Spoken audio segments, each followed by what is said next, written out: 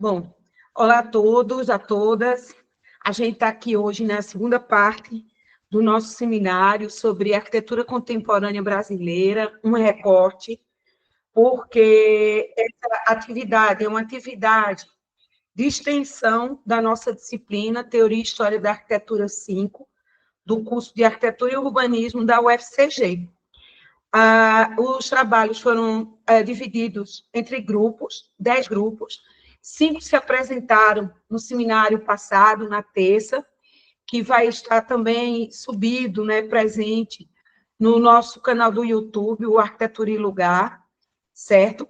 E vocês vão poder assistir, né, aqueles que não assistiram a parte 1. Hoje, a gente dando continuidade, nós vamos ter 5 grupos, tá? E o primeiro vai falar sobre a rede de arquitetos. Depois, a gente vai ter um olhar sobre a obra do Arthur Casas. Depois, da arquiteta Carla Joaçaba. Posteriormente, sobre Lins Arquitetura, um escritório muito legal, que atua muito fortemente no Ceará. Tá? A Tetro Arquitetura, tá certo? E fechando com a Zupitanga, que também é nordestino, com 2 arquitetos pernambucanos, que têm atuado muito também no Ceará, tá certo? Eu só queria também deixar claro, como eu esclareci no seminário passado, que essa proposta da gente, tá certo? Ela é um olhar sobre o que tem sido veiculado, produzido na contemporaneidade, nas redes sociais, nos canais do ArcDaily, do Vitruvio, da revista Projeto.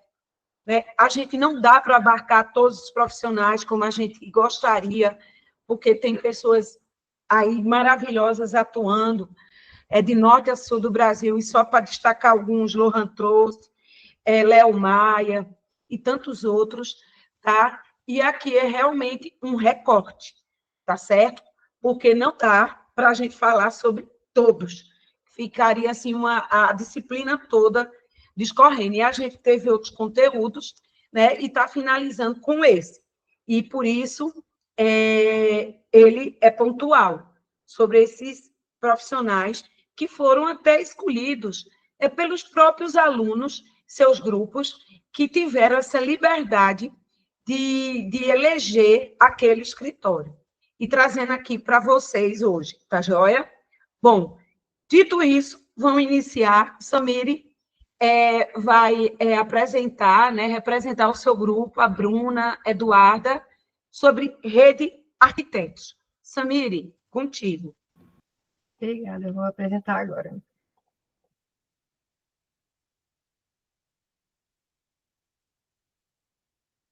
Bom, boa tarde. Eu vou falar um pouquinho sobre o Rede Arquitetos. E a gente vai falar um pouco sobre, apresentar um pouquinho o que é o Rede Arquitetos, falar um pouco sobre a equipe. A gente também vai mostrar algumas premiações. E a gente trouxe 3 estudos, que é o da Casa Pátio, a Escola Educar Sesc e a Fábrica Biotrends. Bom, o Rede, eles começaram como um grupo de amigos mesmo na universidade, e aí, quando eles se formaram, eles se uniram para poder fazer um concurso do IAB, que era sobre habitação de interesse social, e acabou que eles se uniram enquanto um coletivo, e logo depois eles criaram mesmo o escritório. Dentro da rede, eles têm uma mentalidade de estrutura horizontal, onde as ideias elas são unidas e não sobrepostas. Então, o estagiário ele tem uma voz livre para poder construir o projeto de fato.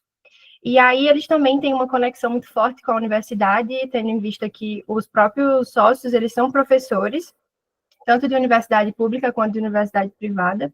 Então, tem uma conexão entre o mercado e a academia dentro do Rede Arquitetos, e eles têm uma forte inspiração na América Latina, tendo a Aravena aí como uma inspiração, também na arquitetura portuguesa, trazendo a luz, a qualidade espacial com poucos recursos, e, obviamente, na própria arquitetura moderna, que foi produzida no estado do Ceará.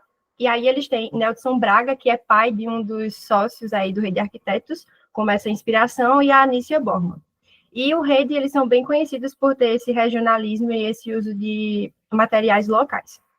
E aí, aqui são os sócios atuais, que é o Luiz Matoso, a Bianca Feijão e o Bruno Melo Braga, e os dois estagiários, que é a Vitória e o Arthur. E a gente trouxe o nome dos antigos colaboradores porque eles foram muito importantes, desde a criação até a receber os prêmios, e ficaram marcados para sempre aí na história do Rede Arquitetos. E aí tá algumas premiações, desde 2009 até o ano de 2023, eles vêm aí ganhando várias premiações. A primeira deles, que foi justamente essa que eu citei, sobre a adaptação de interesse social, e a de 2023, que foi outra premiação do IAB, a desde menção honrosa também do prêmio Tomiotaki. Então, eles têm aí grande renome. E aí, só a título de interesse, a gente trouxe outras obras, para que, se vocês se interessarem, pesquisem. Eles têm essa, como eu falei anteriormente, esse regionalismo muito forte, a gente percebe, olha as obras, o uso dos materiais locais, umas cores mais sutis e essa preocupação com a sustentabilidade. Bom, e aí falando sobre o primeiro estudo, eu vou falar sobre a Casa Planos, que é uma casa que fica em Sobral, no Ceará, e ela tem 260 metros quadrados e ela foi construída em 2020. Essa casa ela é uma residência unifamiliar e ela é para um casal de idosos que queriam muito receber suas famílias com conforto, mas também com privacidade. E aí eles partiram muito de que eles queriam que o muro da edificação não fossem vistos como barreiras, mas como a composição da casa. E aí, falando, aqui está a implantação, e aí falando da tectônica, a gente tem uma estrutura mista de alvenaria estrutural, com concreto armado e estrutura metálica. Nas peles, a gente tem blocos de alvenaria estrutural, e aí eles têm acabamentos simples, que traz essa textura. Também a gente tem algumas paredes que elas têm vidros e esquadrias metálicas que faz essa composição dos planos, trazendo esse jogo aí entre planos. Falando sobre a cobertura, a gente não tem muita informação, mas a gente vê que tem uma platibanda e tem uma cobertura ali de inclinação baixa, a fim de ter o escoamento de água necessário para proteger a laje. Sobre os materiais, a gente tem os blocos próprios estruturais com um acabamento rústico, com um tom avermelhado, justamente trazendo esse conforto, trazendo essa estratégia de conforto térmico, e também as esquadrias de madeira, tipo venezianas, e as paredes de vidro, que trazem essa integração da parte externa à parte interna da residência. Sobre detalhes, a gente tem essa escada, que ela é uma escada de estrutura metálica, e também os próprios planos arquitetônicos da forma, que faz com que dentro você consiga ter emoldurações da paisagem. Então, são detalhes que são imprescindíveis nesse projeto. E aí, sobre a dimensão formal, a gente tem uma arquitetura contemporânea, mas que tem muita influência da arquitetura modernista brasileira, principalmente cearense. Na volumetria, a gente tem uma forma fluida, e que não pensa apenas na forma como uma estética, mas ela também é vista como estratégia de conforto. E a plasticidade, a gente tem todo o uso da luz, dos materiais, que fazem com que cada plano se torne, de fato, pensado a provocar experiências no usuário.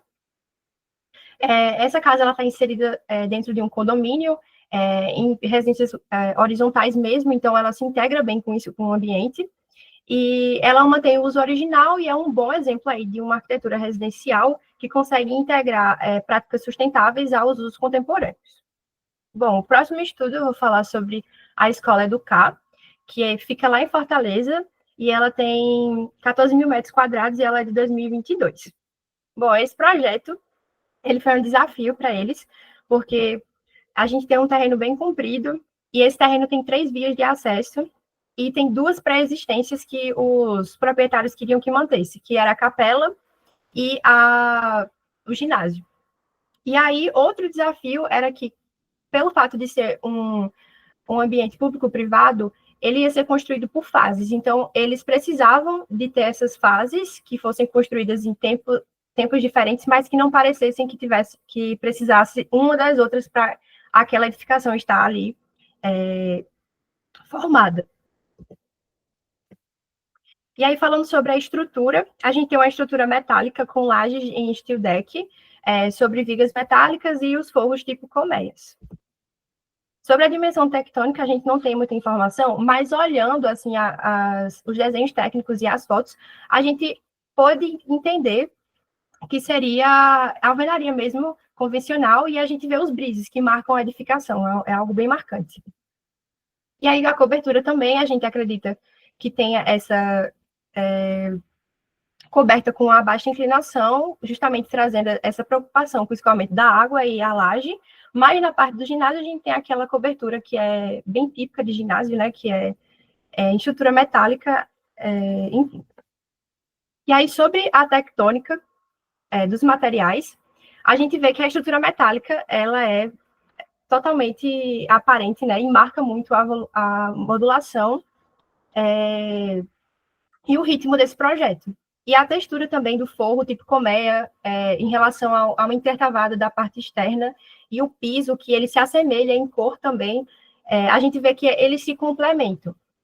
E aí, em contrapartida, a gente tem o uso das cores, que eles marcam as circulações, tanto verticais, quanto sinalizações das salas de aula. Bom, falando sobre os detalhes, a gente tem alguns espaços dinâmicos que eles usam também as cores, na marcação da circulação, como eu falei. A gente tem as jardineiras e os mobiliários fixos, perdão. E aí a gente tem uma linguagem também contemporânea, e é bem claro a gente ver aí essa influência da arquitetura portuguesa. Até nos estudos de tal, quando a gente estava vendo Álvaro Siz, a gente consegue ver essa similaridade. E aí, na volumetria, a gente tem os volumes puros e os gabaritos, né? Que por mais que tenham 3 gabaritos, mas eles é bem horizontal essa edificação. E na plasticidade, a gente tem as presenças dos materiais, como eu falei, que é algo muito forte. Ela fica numa área residencial, que geralmente edifícios residenciais, então ela se integra muito bem, e também pelos cheios e vazios. O uso foi feito justamente para essa escola de ensino médio e até hoje é usado, e é um bom exemplo aí de arquitetura escolar, onde a gente pode integrar também a sustentabilidade e a boa arquitetura nesses espaços públicos. E, por último, a gente trouxe a fábrica Biotrends, que é uma fábrica que fica lá em Eusébio, com a área de 460 metros quadrados, e é uma fábrica de suplementos alimentares para peixes. E o maior desafio desse projeto, eu acredito que tenha sido o fato de que é uma fábrica, e uma fábrica precisa muito de grandes vãos, grandes espaços que tem aquelas áreas de produções que são mais fechados, mas que precisam também de ventilação e luz natural. Então, partindo disso, eles queriam muito aproveitar a vegetação, as árvores que já estavam lá, e ter esse cuidado com a ventilação natural e a iluminação também. Então, por causa disso, eles fizeram um pátio central para que tivesse essa conexão, né, com a natureza, e também eles pensaram sobre uma futura ampliação ou alargamento da rua, e eles colocaram a edificação no fundo do lote para que, enfim, pudesse ter essa liberdade construtiva no futuro. Falando sobre a estrutura, a gente tem uma trama regular de pilares e vigas, aparentes em concreto armado, e eles são totalmente modulados. Sobre as peles, a gente tem o tijolo ecológico, que foi usado não apenas para a sustentabilidade, mas trazendo também esse jogo de iluminação e ventilação que eles tanto queriam no espaço. Sobre a cobertura, a gente também tem esse telhado, que ele tem uma inclinação mínima para trazer esse escoamento de água e proteger a laje.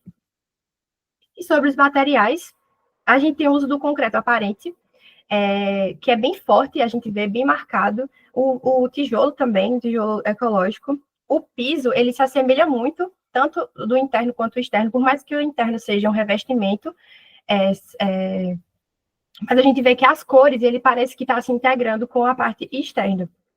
E, além disso, a gente também tem as esquadrias que estão em tom pretos, que eles contrastam com os tijolos. Bom, e falando sobre os detalhes, eu trago novamente os tijolos, porque foi algo muito importante nesse projeto. Eles tiveram que trazer a modulação que se encaixasse com as dimensões desse tijolo. Então, foi algo muito bem pensado. E, além disso, o próprio detalhamento do projeto em si, como vocês podem ver nessa imagem aqui embaixo, o gesso, ele está perfeitamente casado com os tijolos. Então, provavelmente esse projeto teve muito detalhamento e foi bem executado em questão de obra. E aí, falando sobre a dimensão formal, a gente tem um estilo arquitetônico contemporâneo, mas a gente vê aí influência da arquitetura moderna e também do regionalismo do Ceará. E aí, na volumetria, a gente tem um volume bem puro, com essa entrada bem marcada por conta desse pavimento superior que eles tiveram que subir.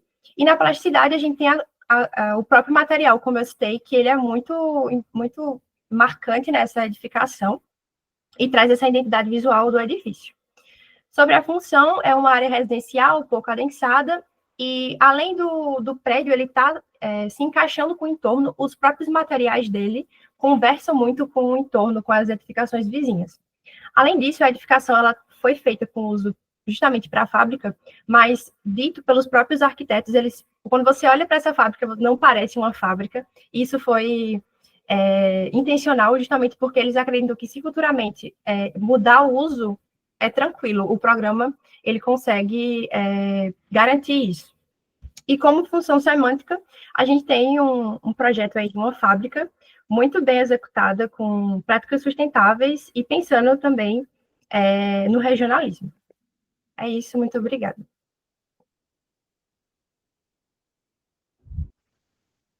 Parabéns, Samire. Trouxe um escritório de colegas nossos, né? Um colega nosso, o Bruno Braga, que é professor da Federal do Ceará. E o Bruno vem de uma família de arquitetos, né?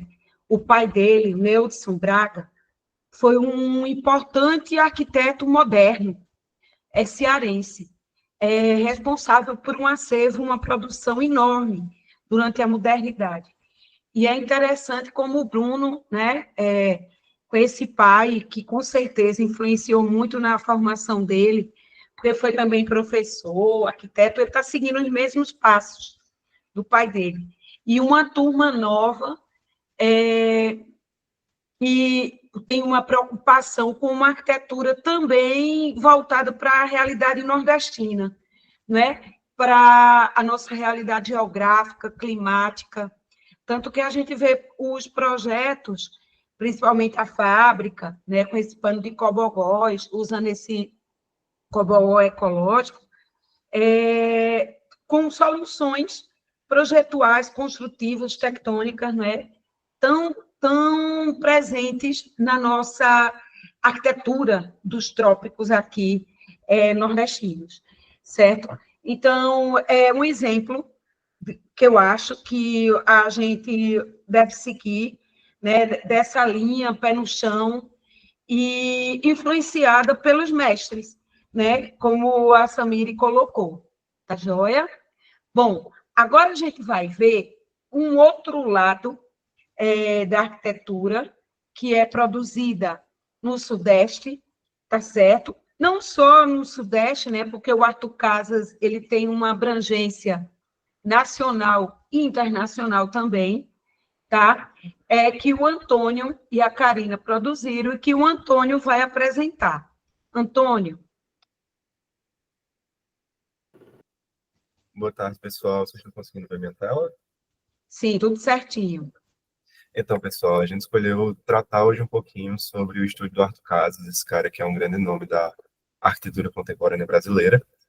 E esse trabalho foi elaborado e produzido por mim, por Karina Moraes, minha colega, usando a metodologia proposta por Afonso e também pela orientação da professora Alcília, que nos orientou a produzir esse trabalho.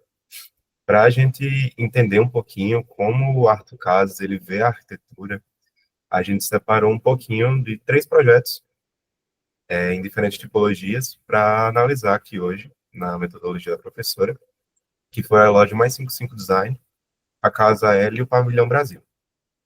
O Arthur Casas, ele é esse arquiteto e designer paulista, que ele teve sua formação ali na Mackenzie, ele tem muito do seu vocabulário formal influenciado pelos grandes arquitetos da Escola Paulista, como o Vila Nova Artigas, o Oswaldo Bracht, o Rino Leve, e atualmente ele tem um escritório tanto em São Paulo como em Nova York, e ele trabalha com arquitetura tanto residencial como comercial e institucional.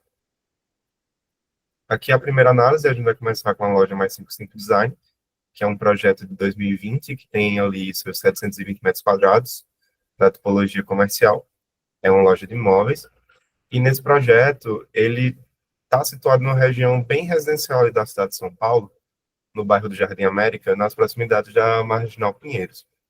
ele está implantado de uma forma que ele possui um único recuo frontal, e ele está inserido numa zona muito arborizada, que é uma zona bem característica, uma característica muito forte dessa região ali do Jardim América. Nesse projeto, ele tentou utilizar elementos e uma materialidade que eles mostrassem a brasilidade da loja. E com isso, ele trouxe uma pele de cobogó metálico, o cimento queimado no piso, os revestimentos em madeira, os tons terrosos para valorizar não só o ambiente construído, mas também os materiais e os mobiliários que ele escolhe para esse projeto. Já na parte estrutural, ele usa tanto a modulação na estrutura metálica para permitir esses grandes vãos e um jogo muito interessante de balanços dentro desse espaço. A fachada ela tem essa composição simples e minimalista, que tem uma horizontalidade bem marcada por essa pele metálica, né, que ela envolve tanto o primeiro pavimento como a cobertura, e também ela serve de proteção solar para as esquadrias que estão por trás delas. Aqui dá para ver um pouquinho dessas esquadrias. E ele também deixa esse embasamento do edifício bem marcado nesse tom de verde oliva que está aqui no térreo. A planta da loja, ela é uma planta livre, assim, modulada, que ele tinha a intenção de fazer com que o mobiliário e a decoração desse espaço ele tivesse um caráter bem expositivo, que fosse quase como uma exposição dessas obras, desse mobiliário que seria vendido na loja. Aqui a gente trouxe mais algumas perspectivas internas do edifício, e eu achei muito interessante o jogo de vazios e aberturas que ele faz, criando essa composição de luz e sombra dentro do projeto. Achei bastante interessante. O próximo projeto que a gente vai analisar aqui é a Casa Ellen, que é um projeto ali no Rio de Janeiro, do ano 2013. Ele tem 485 metros quadrados e ele é uma residência unifamiliar. O lote desse projeto ele está inserido numa região bem montanhosa ali do Rio, que ele está marcado por essa vegetação bem densa no entorno da casa e uma vista muito bonita para o mar. Nesse projeto, ele buscou explorar tanto os enquadramentos da paisagem, como a gente via ali, como Le Corbusier fazia, né, enquadrar a paisagem e ter essa relação entre o interior e o exterior do edifício. O sistema construtivo que ele usou foi em estrutura metálica e as vedações internas da casa são todas em drywall. A gente pode observar aqui pelas imagens que ele faz um uso muito, muito forte, muito presente, tanto da pedra natural como da madeira, que valorizam esses elementos que são tão brasileiros, né, nessa residência. E a gente vê também que ele trabalha com essas grandes quadrilhas de vidro, esses rasgos bem grandes de vidro, que vão estar ali protegidos por esses grandes beirais que estão em balanço e criam um jogo de volumes muito interessante para essa casa. A planta ela é resolvida em 3 pavimentos. A gente trouxe eles individuais aqui, rapidamente, para ficar bem claro, que nessa parte do subsolo ele deixa situada a parte de serviço, a parte do quarto de hóspedes, da copa, banheiro social e algum depósito. No pavimento térreo, ele deixa ali o pavimento social da casa e o pavimento de lazer, que vão estar divididos com uma grande esquadria, que ela vai de piso a teto, e ela corta esse pavimento por completo. Aqui dá para ver essa esquadria cortando o pavimento inteiro, dividindo o que é o setor social e o setor de lazer. E o primeiro pavimento vai estar ali unicamente o setor íntimo da casa, que vai ser destinado aos quartos, às suítes, ao closet e ao escritório do proprietário. Por fim, a gente vai analisar aqui a última tipologia, que é a efêmera, né, que eles construíram um pavilhão no Brasil, tá ali na Itália, na cidade de Milão. É um projeto de 2015 e tem 3.674 metros quadrados. Ele foi concebido e construído para essa exposição, que foi a Exposição Universal de 2015, que ocorreu lá em Milão. E ele está situado, o pavilhão ele foi situado numa área de alto fluxo de visitantes, num espaço transitório, assim. Então, ele tentou trazer algo que fosse bem marcante para esse espaço de trâmite de pessoas, de trânsito de pessoas, desculpa, e é marcado por essa grande estrutura aberta e permeável na coberta, e essa rede tensionada que ela transita horas por piso, hora por coberta, criando um caráter sensorial nesse edifício, não só tátil, mas também pelos sons gerados pelo movimento dos visitantes dentro desse pavilhão. Ele é um exemplar de arquitetura efêmera, né, como eu falei, então ele é feito a partir desses elementos pré-fabricados e modulados que vão possibilitar essa montagem e desmontagem muito fácil da estrutura. Aqui está uma perspectiva explodida, isométrica da tectônica, que eu achei bem interessante como ele compõe, com diferentes materiais, esse pavilhão. Ele tem um formato de um prisma retangular bem alongado e ele tem uma relação muito bacana de cheios e vazios, que fazem que permitem a entrada de muita iluminação natural e criam um jogo de sombras dentro do espaço que acaba se tornando muito interessante. Que além de ter esse jogo de sombras, ele também vai ser definido todo por uma trama ortogonal e com canteiros que vão ser dispostos de forma meio que irregular, criando um caminho sinuoso para quem estiver percorrendo por aquele espaço, remetendo assim, como ele queria, aos rios da Amazônia e fazendo uma sobreposição entre o paisagismo e o desenho construtivo. O edifício principal ele vai ser revestido por uma pele de cortiça e vai receber um programa que vai contar com auditório, espaços de exposição, restaurantes e outros tipos de espaços administrativos desse pavilhão. E todos esses ambientes vão ser interligados por um grande átrio central, que vai permitir a iluminação natural nesses ambientes, que ela vai conectar e interligar, de fato, esses espaços. Aqui a gente trouxe a planta também e a fachada, para que dê para entender a dimensão e a proporção desse pavilhão, que ele é bem comprido, bem interessante. Essas foram as nossas análises da obra de Arthur Casas. A gente espera que vocês tenham gostado. E aqui estão nossas referências. Muito obrigado. Obrigada, Antônio e Karina. Então, Arthur Casas, né, é arquiteto relativamente novo, como o Antônio apresentou, da Escola Paulista, né, ex-aluno do Mackenzie, tem uma produção intensa na contemporaneidade. Né? A gente não pode falar hoje de arquitetura residencial, comercial, seja unifamiliar, multifamiliar, sem falar de Arthur Casas. Né? Eu já comentei aqui no seminário passado que eu sou contra alguns preconceitos que existem contra esses arquitetos ditos comerciais. Eu acho que mesmo a gente sendo da academia, de uma universidade pública, a gente capacita alunos, alunas, para conhecerem a realidade mercadológica também. A gente não vive somente de arquitetura social, a gente não vive somente de patrimônio histórico, a gente não vive somente de problemas urbanísticos, a gente vive também de um mercado imobiliário que é muito forte e que é muito presente nas nossas cidades.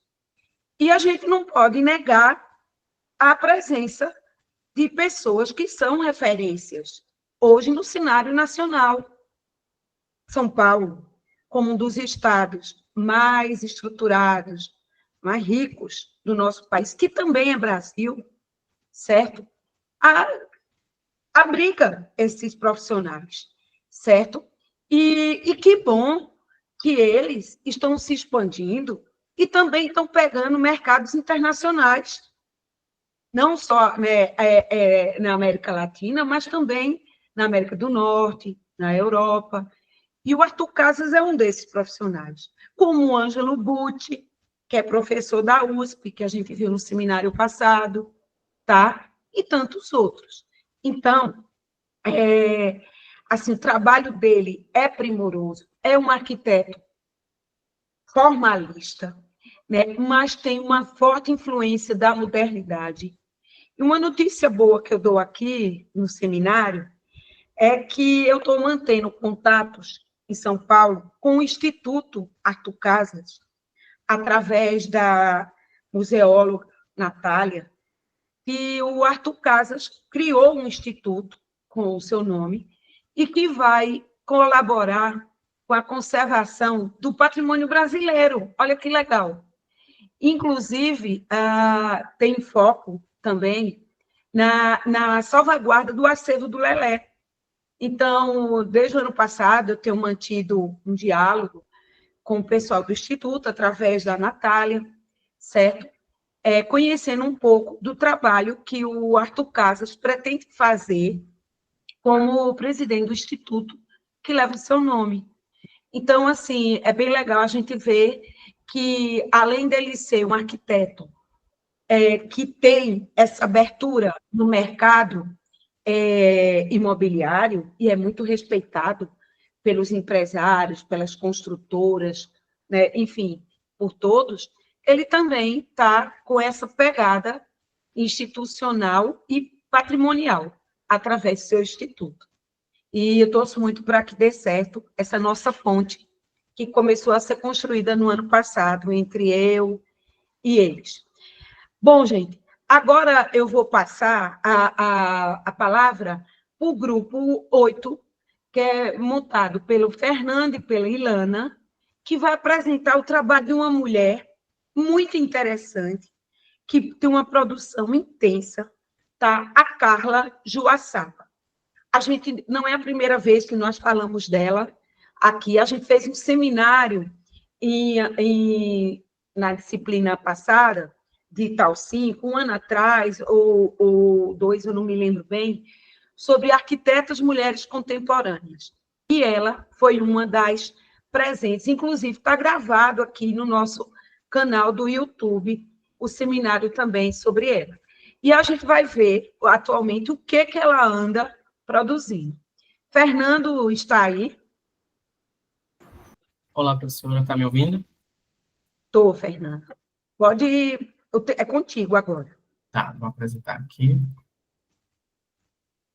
Vocês estão conseguindo ver? Sim, só precisa maximizar. Pronto. Pronto, perfeito. Então, boa tarde a todos.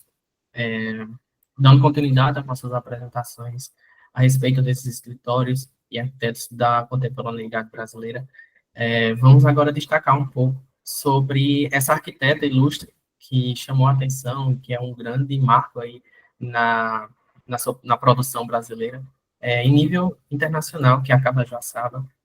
E esse trabalho foi desenvolvido por mim e por Ilana Silva. E partindo um pouco para a sua contextualização, Carla Joaçaba nasceu no Rio de Janeiro, em 1976, onde ela se formou também pela Universidade de Santa Úrsula, e parte da sua produção, ela foi dedicada, especialmente voltada para as artes plásticas, com seu estilo experimental e interdisciplinar, significando uma abrangência ali para diversas áreas do conhecimento e de forma prática. E teve grande influência, principalmente pelo arquiteto Sérgio Bernardes e pela artista plástica Lígia Papa. E vale destacar também que ela tem uma grande afinidade, pelo menos pelo que a gente conseguiu ver durante nossas consultas, com o arquiteto Paulo Mendes da Rocha, que foi um grande difusor do movimento moderno brasileiro. Logo após ela se formar, ela abriu seu próprio escritório, voltado especialmente para a arquitetura residencial e projetos culturais e privados também.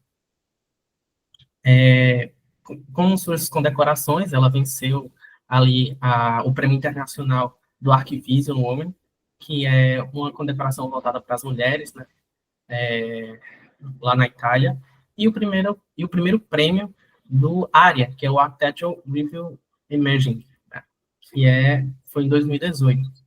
Nesse mesmo ano, ela também foi convidada a participar lá da Bienal de Arquitetura de Veneza, em 2018, né, e com seu projeto do Ballast, e até hoje, desde 2019, ela leciona lá na Academia de Arquitetura de Mendrisio, lá na Suíça, nomeada como professora titular de 2023 até os dias de hoje. Entre suas principais obras, nós vamos destacar 5 delas que chamaram muita atenção, e dessas 5, vamos apresentar 3. Entre elas vão ser a Casa Rio Bonito, que é de 2005, a Casa da Varanda, que é essa que vocês estão vendo agora, que é de 2007, o Pavilhão Humanidade, que foi de 2012, a Casa Santa Teresa, de 2017, e a Capela no Pavilhão da Santa Fé, que é de 2018, e vamos apresentar posteriormente também. Entre suas características principais, nós conseguimos destacar 5 delas, que vão dizer respeito ao seu processo de concepção projetual. Entre eles, ela vai destacar que qualquer projeto ele vai nascer da observação de um lugar, que significa que, para a gente ter a concepção projetual, é muito importante que a gente analise tanto o lugar exato, propriamente dito, de onde será concebido o projeto, quanto o seu entorno também. Isso vai influenciar em suas outras características, que vão dizer respeito à questão dos materiais que vão ser utilizados, que pretendem dialogar com o ambiente, com os materiais do seu exterior, que dizem respeito ao lugar também, e a sua adaptação às condições naturais também. Então, ela vai ter esse grande diálogo aí entre o uso dos materiais e o seu contato com a natureza. Então, ela vai trazer essa integração bastante harmoniosa, que será vista nos projetos a seguir. A primeira casa que nós vamos analisar é essa Casa Santa Teresa, que é de 2017, e ela se localiza ali no bairro no centro do Rio de Janeiro, tem aproximadamente 140 metros quadrados. Essa localização, ela chamou nossa atenção porque ela é uma área protegida, e que você não pode tirar árvores aí que estão protegidas por lei para poder construir outras coisas. Então, existe esse obstáculo que para Carla foi uma oportunidade para que ela pudesse levar essa legislação a favor do seu processo de projeto, né? E isso acaba criando um grande diálogo entre a residência e a natureza, trazendo essa integração, de forma que quem estiver fora mal consiga observar a casa e quem estiver dentro da casa tenha esse contato com a natureza, esse contato direto. Ela ela acompanha paralelamente as curvas de nível, e ela foi edificada num platô ali de aproximadamente 5 metros do nível da rua, e se divide em 2 patamares, que vão ser posteriormente divididos em zonas que são para zonas íntimas e zonas sociais. Em sua materialidade, nós conseguimos ver ali um grande diálogo entre os materiais de uma forma bastante harmônica e minimalista, propriamente dito, né? Que a gente vê um sistema construtivo ali baseado no concreto, na formação do radier, das estruturas metálicas que vão ter uma grande leveza em si mesmo e uma certa leveza na sustentação dos próprios materiais que envolvem o projeto.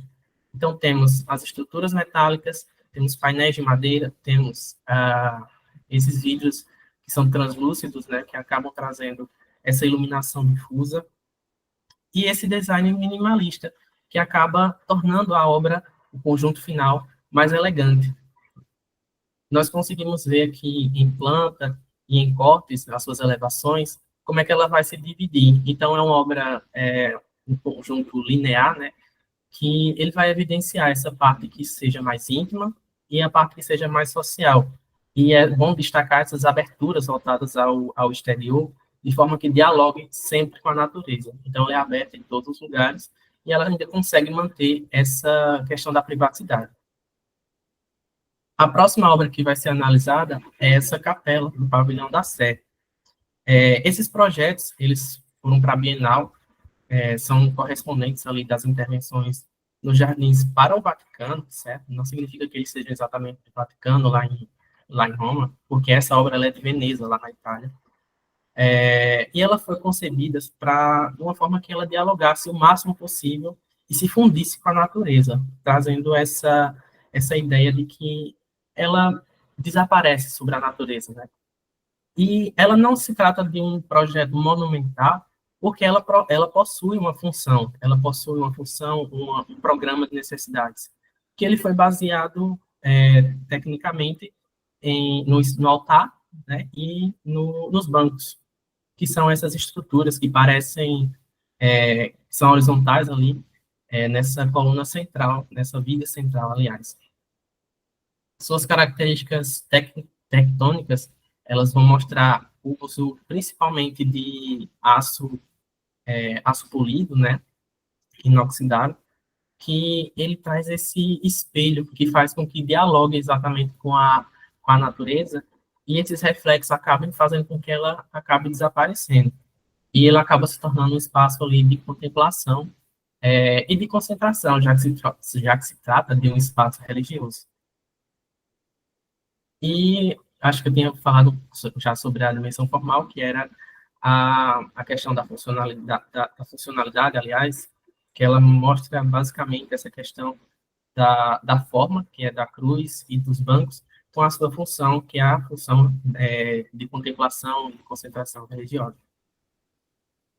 A próxima obra que vai ser analisada é o Pavilhão Humanidade, de 2012, que ele foi projetado ali para a Conferência do Rio +20, no ano de 2012, lá no Rio de Janeiro. E um ponto importante aqui a ser levado em consideração é que ela vai chamar muita atenção da arquitetura efêmera aqui, que vai ser analisado posteriormente, certo? Ela trouxe um grande desafio, tanto na questão da topografia, quanto dos condicionantes climáticos, já que eles poderiam atingir ventos aí de 120 km por hora. Então, ela precisava ter uma boa sustentação e que ela pudesse ter materiais que acabassem dialogando com o que já existia, que é uma das suas características, que é a análise do entorno, a análise dos materiais que já existiam naquele lugar. E partindo dessa concepção projetual e das condições do ambiente, ele ficou localizado aí entre as praias de Copacabana e Ipanema, que são os 2 cartões postais do Rio de Janeiro, né? Aqui a gente consegue mostrar um pouquinho as suas características espaciais e volumétricas, já que mostram aí diferentes jogos de planos e como é que funcionam suas dinâmicas de circulação. Aqui mostrando um pouco mais sobre isso. Sua dimensão tectônica vai mostrar o uso de diferentes assim, materiais, mas que a sua estrutura principal ela vai ser justamente os andaimes que existiam naquele lugar antes da concepção projetual, que ela acabou levando a seu favor na construção desse espaço e que ele pode ser facilmente desmontado, tanto é que ele foi desmontado. Isso vai influenciar em sua funcionalidade, porque era uma arquitetura que ela precisava ser construída e que ela precisava ser desmontada também, já que a base era uma base militar e ela precisava desse espaço posteriormente para outra funcionalidade. Então, para trazer essa questão da sustentabilidade, que também era uma de suas características no projeto arquitetônico, ela acabou sendo desmontada posteriormente, seus materiais foram utilizados para outros fins construtivos. Né?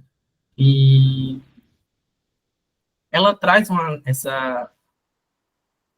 perdão, gente, ela traz um pouco dessa característica formal voltada ali para a contemporaneidade, e ela é evidenciada principalmente pela caracterização disforme do seu conjunto completo, do seu conjunto arquitetônico.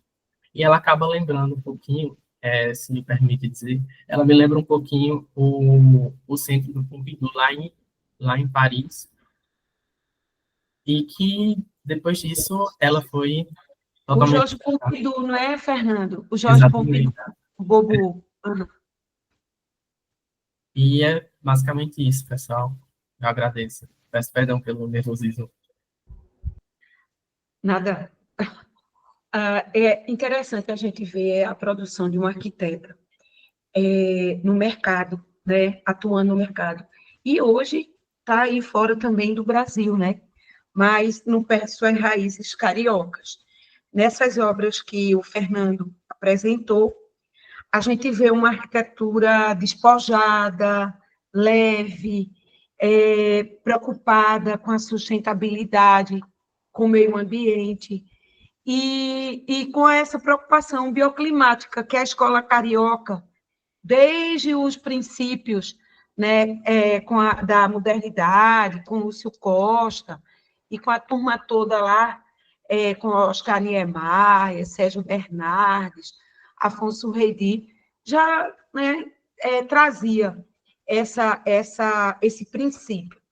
E a Carla Joaçaba aplica isso, né, de uma forma bastante contemporânea, com novos materiais e tudo mais. Inclusive, nesse último projeto, como o Fernando colocou, ele tem uma pegada um pouco high-tech, né? A gente vê o uso de aço e realmente tem alguma semelhança do Centro Cultural Georges Pompidou, em Paris, chamado popularmente por Beaubourg, né?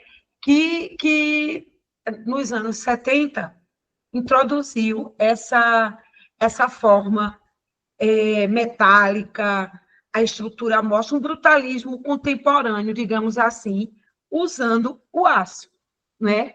E eu acho muito interessante a gente fazer essas reflexões de influências, de linguagens, porque as linguagens, elas não morrem, né? Elas se mantêm ali latentes e, em determinados momentos, elas retornam, certo? Como a gente vê nessa produção. Bom, agora a gente vai dar continuidade com o grupo 9, composto pelo Almir e pela Gabriela, que vão apresentar alguns projetos do escritório Lins Arquitetura. Quem que vai apresentar de vocês dois, Almir ou Gabriela? Boa tarde, aqui sou eu. Oi, Gabriela. Pronto, eu vou partilhar aqui. Tá.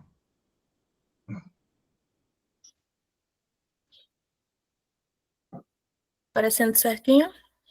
Tá, só precisa maximizar. Pronto, tá perfeito. Liga a tua câmera, Gabriela. Tranquilo.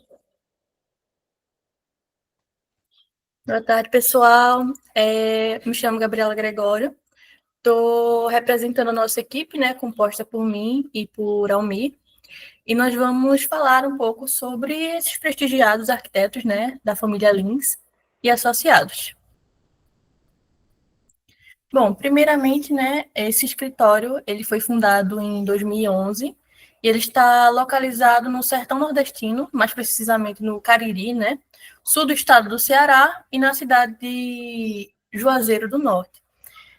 O interessante desse escritório, né, é que ele trabalha em todas as escalas e diferentes programas. Então, a gente consegue ver pelas obras deles que eles trabalham em equipamento de saúde, né, hospital, escolas, residências, comercial, enfim, entre outros, e nas diversas escalas também, no sentido de que ele vai partindo desde a cidade, né, passando pelo edifício até o detalhamento do mobiliário também que eles produzem. O escritório tem como diretriz fundamental, né, o respeito ao local de intervenção, adaptando o edifício ao clima, absorvendo os aspectos culturais e utilizando necessariamente materiais e mão de obras presentes na região. Então, tem um certo regionalismo crítico, né, desses arquitetos. E uma coisa interessante também é que o experimentalismo, né, é uma busca constante do escritório, sempre com o intuito de trazer inovação ao resultado final, por mais que já sejam empregadas algumas técnicas já vernaculares da própria localidade. Bom, sobre a linha do tempo, infelizmente a gente não conseguiu achar muito da biografia dos próprios arquitetos, né? Tem algumas informações gerais, como, por exemplo, o pai dessa grande família, né, é composto de 4 pessoas, que é Jorge Mauro Soares Lins. Ele foi graduado em arquitetura em 1975. A mãe, em 2006, que é Débora Martins de Oliveira Lins, e ela também fez mestrado em engenharia civil em 2013. Também tem a composição de 2 outros arquitetos, né, que são os filhos, que é Cíntia e George. E como eu falei, né, a fundação do escritório foi do ano de 2011, e um marco assim no escritório, né, é que uma de suas produções, a Academia Escola Unileão, foi premiada na 7ª edição do Prêmio de Arquitetura Instituto Tomi Okitake do AkzoNobel. Bom, algumas de suas principais obras, né, além da que a gente vai apresentar hoje, pode-se destacar o Hospital Veterinário Escola da Unileão e o Colégio Domo. E como eu tinha falado, né, a Academia Escola Unileão foi premiada, né, a 7ª edição do prêmio desse instituto, além de ser indicada também ao prêmio Oscar Niemeyer, representando o Brasil na Bienal Pan-Americana de Arquitetura de Quito, no Equador. Algumas características marcantes nas suas obras, né, que a gente consegue ver que tem um certo padrão mesmo, são estratégias vernaculares bioclimáticas, utilização de materiais locais, uso de cores marcantes no projeto, né, então algumas cores neutras mescladas com cores mais até primárias mesmo, marcantes, azul celeste, enfim, etc. O uso de cobogós, que é bastante marcante do projeto, brises ou tijolos cerâmicos, como um mecanismo de proteção da fachada do sol escaldante do Ceará, né, que como é uma característica crítica do local, é uma das estratégias vernaculares, né, comuns que eles usam. Tem claro, né, por consequência, a priorização do conforto térmico das obras. Bom, passando à análise da primeira obra, se trata do próprio arquiteto do próprio escritório dos arquitetos, perdão, que se localiza na Rua Manuel Miguel dos Santos, em Juazeiro do Norte, Ceará. Foi construída no ano de 2018 e tem 35 metros quadrados. Partindo para o primeiro aspecto, né, que é na sua questão de dimensão espacial, esse escritório ele fica implantado em um terreno retangular de 270 metros quadrados, se inserindo em um entorno predominantemente residencial, em um lote de esquina, entre vias locais e com ruas não pavimentadas. Então, a gente vai conseguir ver também outras obras, que é interessante, né, que essas ruas, que são locais e predominantemente residenciais, elas não estão pavimentadas em terra realmente batida. O terreno que foi adquirido pelos arquitetos, né, possuía uma grande macaubeira, que foi justamente um elemento importante na construção desse projeto, né, e o partido arquitetônico foi desenvolvido a partir disso, né, na preservação dela. Desse jeito, a implantação desse edifício foi feita que toda essa implantação fosse gerada em torno dessa árvore, formando um espaço propício para a discussão de arquitetura, né, urbanismo e áreas afins. E a gente vai conseguir ver que eles se utilizam de mobiliários que circundam toda essa área, justamente para promover um local descontraído, né, de conversação, reuniões. E esse local eles acabaram nomeando, né, carinhosamente de Espaço Macaúba, e que conta com uma programação mensal de eventos. Bom, partindo quanto à dimensão tectônica, né, a gente consegue perceber muito pela imagem, né, já se diz muito por si. A estrutura ela acontece em 12 pórticos de concreto armado desaparentes, sendo o fechamento destes, né, por meio de esquadrias duplas em telhas metálicas, uma coisa bastante interessante usada, né, tanto em janelas, portas, enfim. E uma coisa interessante sobre essas janelas duplas é que elas são utilizadas como uma espécie de brise que quebram o vento, né? E é uma forma de buscar essa ventilação para dentro da edificação. O teto ele é fechado também com vidro incolor, com o objetivo de trazer a luz natural, né? Então, tanto o telhado, né, quanto a coberta tem essa característica. Acima do pavilhão, a coberta é apoiada por uma viga metálica treliçada em pórticos que vence o vão de 16 metros, né? Que é essa grande horizontalidade. É uma estrutura metálica que possui barrotes em madeiras, policarbonato leitoso e compõe essa cobertura, né? Sobre os revestimentos, em questão de piso e paredes, são materiais locais, né? Utilizados, como o uso do ladrilho hidráulico, tijolo cerâmico e a textura branca. E também para a composição, né, tem um grande cactário que vai envolver realmente essa dimensão arquitetônica, de espécimes típicas da Caatinga, pedras nativas da região, que compõem o paisagismo ao lado dessa grande macaubeira. Quanto à dimensão formal, já se foi muito vista, né, meio que se mistura um pouco com a questão tectônica, é que esse projeto ele foi formado por um volume paralelepipedal, justamente pela sua estrutura, né, de composição de pórticos, e há também dois outros pilares trapezoidais que sustentam a coberta borboleta. A gente vai conseguir ver um pouco nas próximas imagens. Então, a gente vê a composição toda, né, do passo a passo do que eles pensaram, né? Um pouco do que a gente faz também na arquitetura, né? Pensando, às vezes, a partir de um bloco. Então, a gente vê que, a partir dessa estrutura horizontal, retangular, foram se divididas as demais, né? E foi se colocado esse telhado borboleta, que é uma característica marcante, né? Da própria edificação. Então, como a gente pode ver, nas duas laterais tem mais 2 pilares trapezoidais que se destacam em relação aos pórticos. Imagens, né, para a gente refletir, né, a composição, a gente consegue ver as aberturas que foram feitas em telhas metálicas, as cores que contrastam, os pilares, né, as formas, o uso do concreto, toda essa harmonia. A gente consegue ver os bancos também, né, que rodeiam, justamente para essa questão de discussão. Quanto à dimensão funcional, o interior é formado por um grande vão, né, compondo a recepção, sala técnica, sala de reunião para atendimento de clientes, a gente vai conseguir ver isso na planta baixa.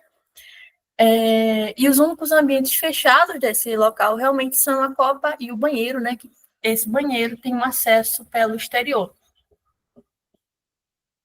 Então, a gente consegue ver aqui realmente a horizontalidade dele, esse vão, né, que se faz aqui no meio, o banheiro e a copa, um depósito ao lado, e toda essa composição arquitetônica em relação ao terreno, né? Bom, passando para a próxima obra, se trata de uma residência, né, não é mais comercial, ela também se localiza no Crato, Ceará. Quanto à sua dimensão espacial, a gente consegue ver que a residência fica implantada em um terreno de esquina, também parecida com a anterior, só que o lote ele já é quadrado, e tem uma diferença que fez bastante a obra, né, na composição das diversas dimensões, é justamente a inclinação de 1,60 metros que o terreno vai ter. Ela se insere em um entorno predominantemente residencial, entre vias locais e ruas não pavimentadas, novamente, né, como a gente consegue ver. O desnível do terreno foi definidor do partido, né, como eu havia falado, e se tem 2 divisões centrais, né, com um setor de acesso-chegada e outros 2 setores, que é o íntimo e o social, que se localizam em um nível acima e um nível abaixo, né? Então, a gente consegue ver que é como se fosse uma escadinha. O setor íntimo, o do meio, né, que é o da garagem, e o último é o setor social. A gente consegue ver, a partir disso, né, a garagem está no meio, e que é determinada pela própria topografia, o social e o íntimo que está acima no segundo pavimento. Também temos uma piscina. Quanto à dimensão tectônica, né, a gente vai conseguir ver melhor nas próximas imagens, mas a residência ela vai ser predominantemente branca, né, de tons neutros, se destacando com algumas outras tonalidades por diferentes materiais. Trazendo um diferente jogo de texturas, né, em filetes de mármores, nos mais diversos volumes que a gente vai ver, porque no aspecto formal, né, essa edificação, ela tem uma centralidade, mas diferentes jogos. Se tem também a presença de cerâmicas azuis, né, em áreas molhadas, como nós vamos ver. Se utiliza bastante a materialidade da madeira em ripas para produzir painéis, esquadrias e forros. O projeto conta com grandes planos de esquadrias e guarda-corpos de vidro. E, por último, para o paisagismo foram especificadas palmeiras, como carnaúbas, rabo de raposa e ravenalas. A gente consegue ver pela imagem, né, a composição de tons neutros, né, destacando com diferentes saturações, né, painéis de madeiras ripadas, tem a porta, uma grande porta, né, de entrada. A gente consegue ver o plano de esquadria, as diferentes materialidades, texturas, né, utilizadas, aqui são brises, para trazer uma maior intimidade para o local. Quanto à dimensão formal, né, como dito anteriormente, a declinividade foi um fator extremamente importante para essa definição do partido, sendo a mesma dividida em 2 paralelepípedos, né, um de prisma trapezoidal que se utiliza para melhor aproveitamento da ventilação natural. Esses volumes principais são mais contidos, né, contando com uma estrutura mais horizontal, e diferentes jogos de volumes que a gente vai conseguir ver que quebram essa horizontalidade, né? Então tem uma cascata com um chuveirão que sai mais para frente assim desse volume, esquadrias que, enfim, são voluptas, né? E, novamente a gente consegue ver todo o partido arquitetônico, né? A concepção que eles tiveram ao longo do tempo. O chuveirão, né, com a cascata, volume que traz diferentes materialidades, cores, texturas. Novamente, né? A esquadrilha que se destaca desse volume. E quanto à dimensão funcional, a casa ela é dividida em 3 setores, né, que compõem o projeto. O de acesso e chegada, ele conta com a garagem, área de serviço, dependência de empregada, cozinha e sala de jantar. O íntimo e social, ele fica ao fundo do lote, sendo o íntimo composto por 3 suítes, closet e banheiro, e o setor social compreende uma sala de estar, varanda, deck, lavabo, um quarto de hóspede com closet e banheiro, e a área de lazer ela é composta por uma piscina, né, como a gente pode ver, de forma triangular, localizada na fachada nascente. Então, tem as plantas, né, a do térreo e a superior. E, por fim, eu vou falar da Academia Escola Unileão, né, que foi a grande prestigiada, né, que ela se localiza também no Ceará, é uma característica da regional dos próprios arquitetos, né, Juazeiro do Norte, no ano de 2018. Bom, quanto à sua dimensão espacial, o edifício foi acomodado em um platô pré-existente, né, na lateral oeste do Núcleo de Prática Jurídica Unileão, então já existia. Isso fez com que direcionasse a sua implantação no sentido leste-oeste, né, fazendo com que tivessem grandes fachadas expostas a uma maior incidência solar todos os dias do ano, né? Então, eles tiveram estratégias, né, que eu vou mostrar mais à frente, para contornar essa situação. Cada célula, ela produz uma área útil e área de jardim, como forma a criar uma camada entre ar e fachada externa, e o pano de folhas de vidro que dá acesso ao interior das unidades, melhorando a sensação térmica. Então, a imagem, né, de toda a composição, uma obra belíssima. Os planos, né, os cobogós, a gente consegue ver que é essa proteção térmica. E quanto à sua dimensão tectônica, né, vou dar uma aprofundada sobre isso. Para minimizar a insolação do interior dessas edificações, né, essas fachadas foram projetadas em 3 camadas. A externa tem função de filtrar a luz solar, sendo composta por uma paginação de tijolos cerâmicos maciços, espalhados um do outro, né, afastado, né, fazendo essa trama, esses jogos de volumes, justamente para diminuir a incidência solar, né, que é uma grande estratégia utilizada. A segunda camada é composta por um jardim interno, né, então tem essa vegetação, que também tem volumes, né, que vão contornar essa insolação. E um plano de esquadrias pivotantes de vidro incolor que permitem refrigerar a academia caso seja necessário, né? Porque já conta com isso e isso daí seria mais uma segurança. A coberta é composta por telhas termoacústicas, protegendo o interior do edifício do calor excessivo. A gente consegue ver, né? Os volumes, as tramas utilizadas, né? É uma tectônica muito bonita, muito bela, composta por ritmos. E a gente consegue ver justamente como é que funciona a circulação do ar por esses 3 planos, né, de diferentes camadas. Então, é uma grande estratégia de aplicação, né. Quanto à dimensão formal, ele é baseado em 5 círculos de 7,80 de raio, sendo cada célula com 6 metros de área útil e 1,80 destinado aos jardins. Cada célula ela se conecta diretamente em uma outra, formando um conjunto alongado de aproximadamente 64 metros, e 3 varandas ajudam na conexão dessas 2 células, né? Então, para a conexão desses diferentes blocos, existe uma varanda que também serve para marcar o acesso principal da edificação. Então, a gente consegue ver, né, os jardins que também são filtrantes dessa incidência solar. forma circular, né? Partido arquitetônico de 5 volumes. E, por fim, quanto à dimensão funcional, cada célula ela funciona como um setor das atividades exercidas pela academia e escola. O círculo central compreende a recepção e a cantina. Na ala norte, o círculo mais externo atende à musculação. E o círculo interno abrange as atividades aeróbicas, né?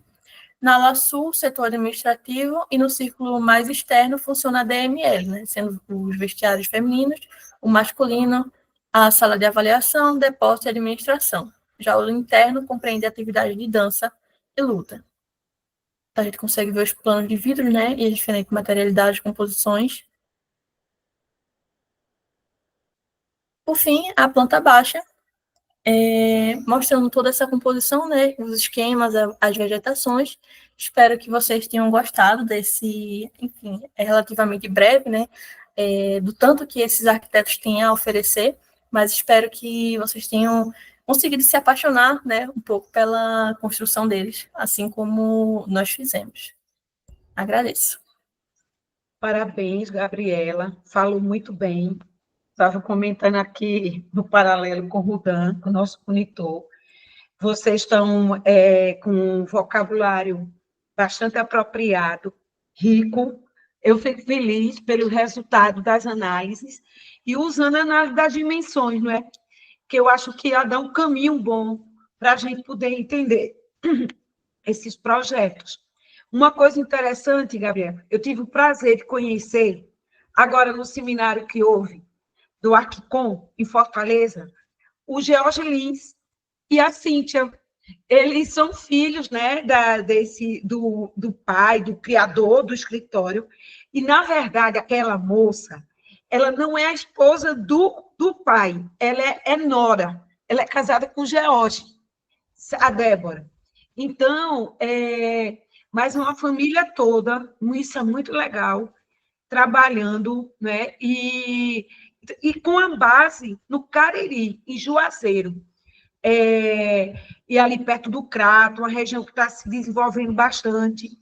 E eles têm como cliente, há muitos anos, essa Universidade Unileão, que é um grupo educacional forte, e eu tive o prazer lá de conhecer, ficarmos colegas, trocamos, né? Estou querendo ver se eu trago eles para Recife, Campina Grande. E uma coisa assim, que eu achei bastante interessante, que eu quero dizer para vocês, é que eles adotam como critérios os princípios do Armando de Holanda, que eu tenho estudado, aquele livrinho verde, Roteiro para Construir no Nordeste. Depois eu vou até passar para a turma, passo para o Rudan e disponibilizo para vocês, porque a gente tem feito pesquisas, né? Eu orientando o Elton, nosso PIBIC, sobre as formas de morar no Nordeste, baseando-se no Armando de Holanda. E esse escritório, Lins Arquitetura, usa, né, tem como guia os 9 princípios do Armando, que é criar sombras, ventilar paredes, vazar paredes, né, integração com a natureza. E nesses projetos, a gente vê tudo isso, né?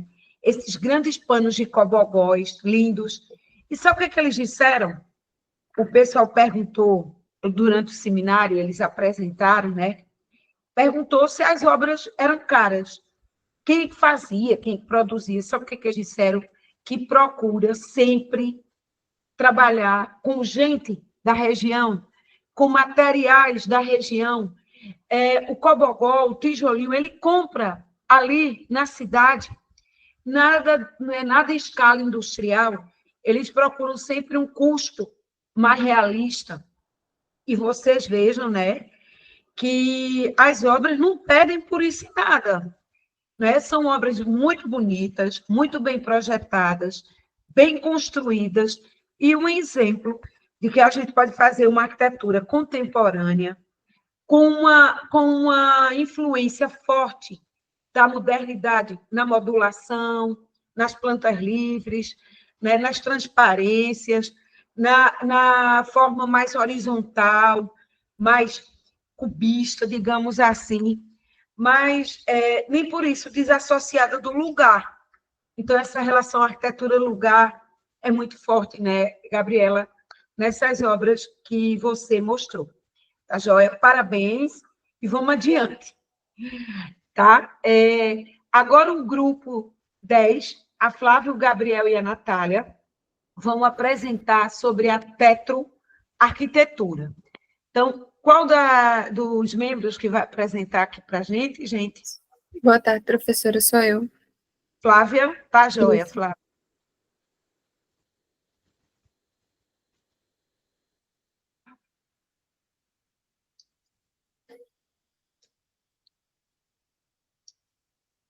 Tá aparecendo aí?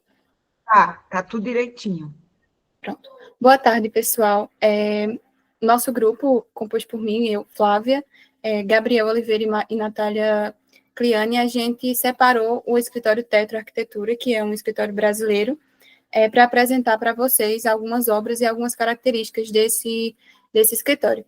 Esse escritório, como eu falei, ele é brasileiro, ele foi fundado em 2001 por 3 arquitetos, né, Carlos Maia, Débora Vieira e Igor Macedo. Eles têm uma característica muito forte em todos os projetos, que é a inserção de residências, né? Eles são um escritório que fazem somente residências que são inseridas em um contexto natural. O lema desse escritório é fazer com que haja novamente uma conexão entre o homem e a natureza. É muito comum que as obras que são feitas, elas sejam realizadas para as pessoas que moram na cidade e que querem procurar um refúgio fora da cidade, e aí contratam esse escritório para que encontrem esse lugar que conecte o homem à natureza. Dentre as características principais que a gente separou desse escritório, né, além dessa de integração com a natureza, são formas imponentes, né, que são características das residências que eles produzem. Os volumes são muito marcantes e eles procuram sempre o uso criativo de materiais. Uma personalização total de cada residência, então, eles têm uma lógica de construção em relação a essa integração da residência com a natureza, mas cada projeto possui uma personalização, uma identidade para aquele cliente.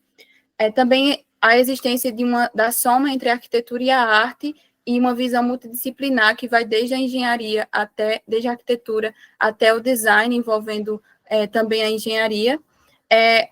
Podemos dizer também que essas obras, as residências produzidas pela Tetro, são residências que procuram sempre o minimalismo, então formas mais limpas, cores mais neutras, que consigam integrar essas obras, essas residências, ao lugar em que elas estão inseridas. Essas residências estão sempre inseridas em serras, montanhas, ou florestas, reservas também, perto de reservas, né? Reservas florestais, no caso.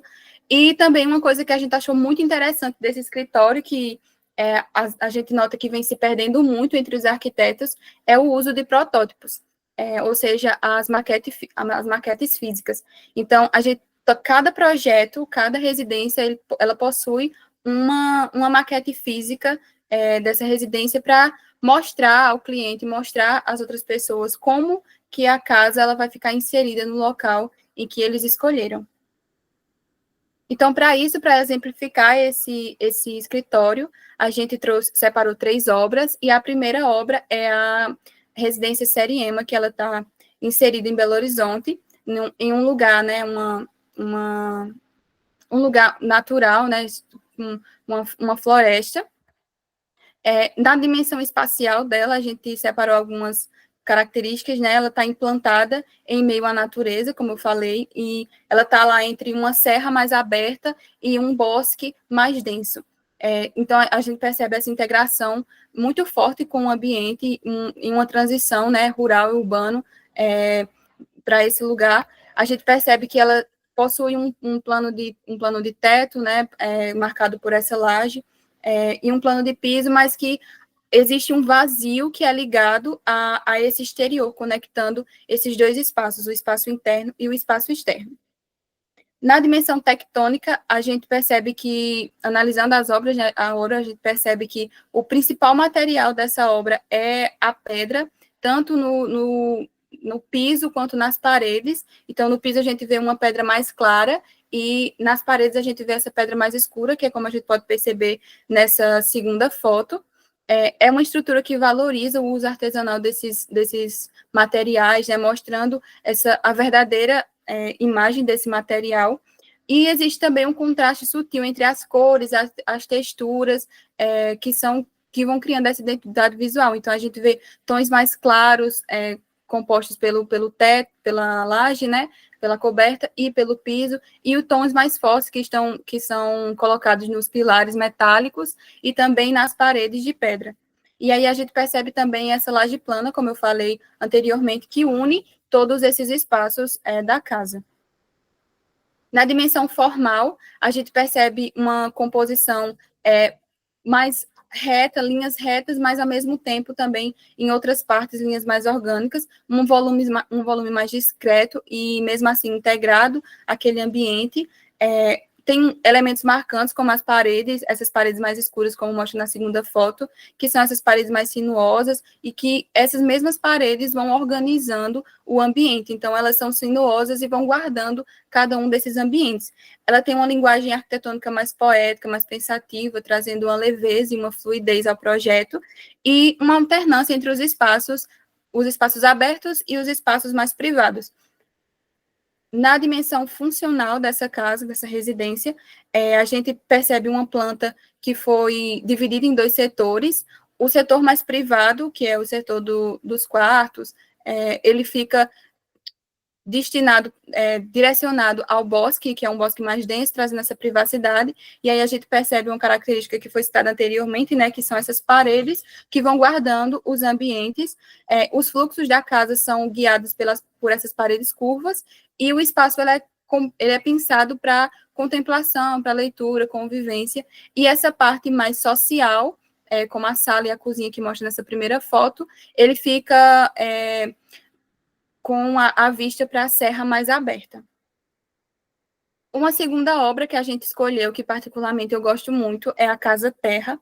É uma casa também em Belo Horizonte, ela fica situada na Serra Cipó, e ela tem 120 quilômetros, ela está mais ou menos a 120 quilômetros de Belo Horizonte. Na dimensão espacial, ela tem uma integração cuidadosa com a natureza. A gente achou muito interessante esse projeto, que dentre as características dele foi citado, né, pelo escritório, que não foi retirada nenhuma das árvores. Então, esse projeto ele respeita o lugar em que ele é inserido perto de uma reserva florestal, então não se pode retirar nada de lá, e a casa ela vai se moldando a esses vazios naturais que são criados pelas árvores, então ela vai contornando as árvores, e os ambientes são colocados de forma mais disposta, que são unidos por essa laje de concreto.